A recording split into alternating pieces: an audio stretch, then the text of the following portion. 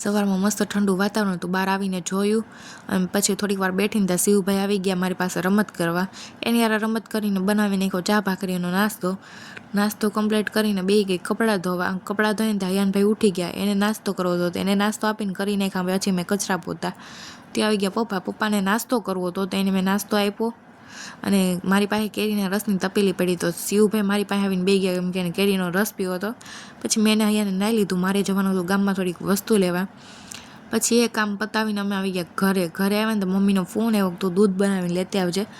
તો મેં દૂધ બનાવ્યું, તો શિવભાઈને પીવું હતું એ દૂધ. એને મેં નું આપ્યું ને તો એ પછી વયો ગયો હયાન પાસે રમત કરવા. એની અરે રમત કરીને પછી મેં હયાને કીધું હાલતું. પછી અમે ગયા સીધા ગોપીઓ પાસે, ત્યાં ચાલતી હતી વાર્તા સાંભળી, બધાને દૂધ પીવડાવ્યું, થોડીક વાર બેઠા ને પછી કરી પ્રદક્ષિણા ચાલુ.